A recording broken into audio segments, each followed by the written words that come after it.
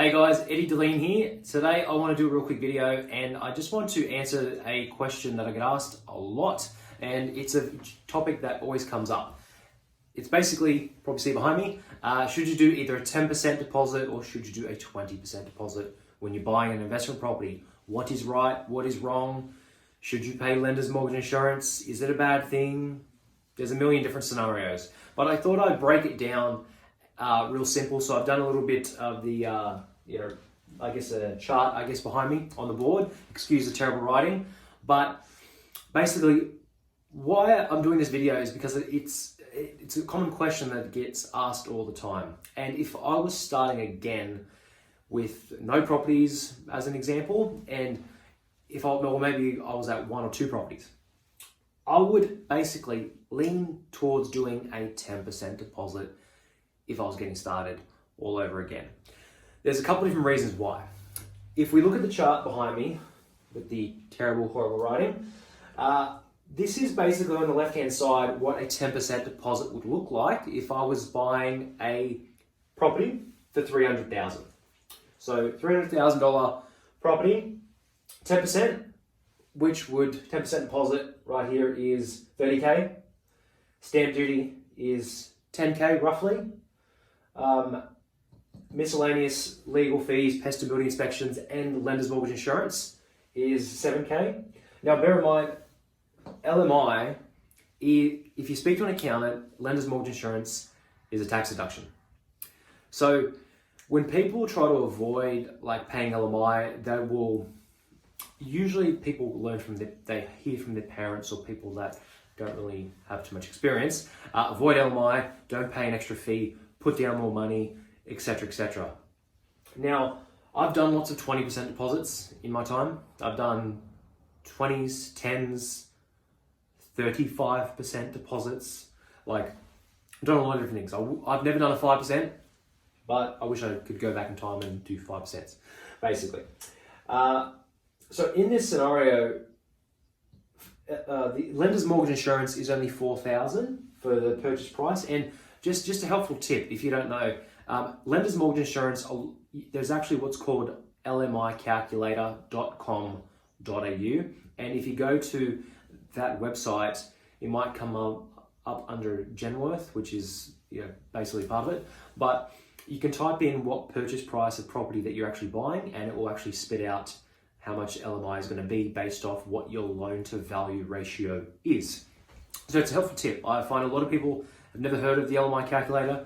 There's also what's called stamp duty calculator. I've said it a few times in other videos before. But basically for a $300K purchase, lender's mortgage insurance is only about $4K roughly. It might be a little bit more, but I think it's about $4K by memory. So in this scenario, right, if I was starting again, and now this is where everyone's situation is different, but let's say, depending on the person, maybe someone's getting started with a lower income. Maybe it's hard for you to save, quite possibly. Maybe you've got 1, 2, 3 kids as an example. Maybe you've got heavy expenses, but you want to get in the property market. You want to buy an investment property or place to live in, but for me, I'd personally do 10%. Especially if you have a trouble saving, because the longer you basically save to get 20% deposit, imagine if the market goes up by 10, 20% in that time. You're basically trying to save faster than the property prices are rising.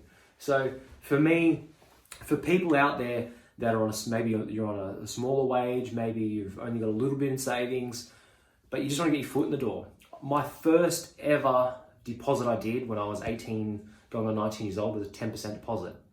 And that was the best thing I ever did. Just I just got my foot in the door, and then it's led to the 21 properties I've got now at the age of 28. So, getting started, I would definitely I picked this one over here. It's a no-brainer. Put down $47K in this scenario to buy a $300K property, then rather doing $60K, the stamp duty, the legal fees, etc., and putting down $73,000.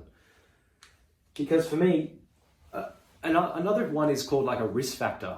I think about it, what if something happens in your life, right? What I think about it, if I'm buying this property and if I was buying an investment property for 300, I would want to make sure it has a good cash flow on it. So I'd want to make sure it rents out for, 350, 400 a week, 450 even. So 6, 7, 8% yield. But this extra surplus, right? Let's say you got 73K and you could do a 20%. I would still do a 10%, pay LMI, because then you've got a leftover 30K.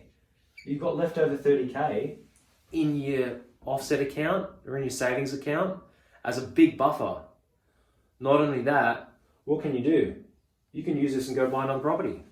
You can buy 2 properties for the same, say if your savings are 73, you can only do a 10%, keep that in your savings, and then go buy another property. To me, it makes way more sense. As well as what happens if you buy an investment property, yes, it's rented out, right? But then you lose your job. And then you've put all your savings into the 20% deposit for the property, and maybe you've got no savings now. Where's your buffer? If you put down 10%, that way you've got 30K left in your control, in your account. To me, it's about having control over your own money. Like, I want to be in control of my money. I want to be in control of my equity. I want to be in control of my cash flow. So if I was getting started again and I only had, let's say if I was starting all over again and I only had 73,000, right? I would do 10%. And I would do that because then I still have control over the 30K left over. And I can either buy another property, I can have that as a buffer in the offset account, and bear in mind, if it's in the offset account, you're not going to pay interest on it anyway. So you've got it in control. Let's say, someone lost their job, they've got 30K. But imagine if you've put it into a property, then you lost your job, you've got no buffer, no savings, and you lost your job. You can't go to the bank and say, hey, can I have some of my equity out because I've lost my job?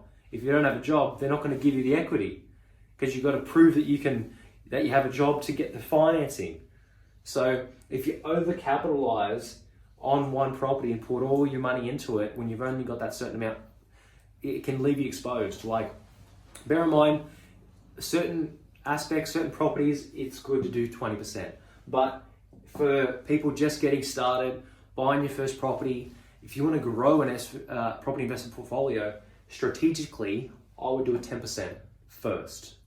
8 to 9 out of 10 times. So 300K property, 47K to buy it, or 73,000 to buy it. Only putting down 47 and having an extra 30K left over to then buy another property. And then once you've got 2 properties, those 2 properties will buy another 2 properties with the equity. So you go from 0 to 2 to 4 to 6 to 8. There's many different ways you can leapfrog and accelerate your property portfolio. So I hope this video helps. Thanks so much for watching. If you have any questions, please put them in the comment section below or send us an email. Thanks for watching, guys, and I look forward to chatting to you soon.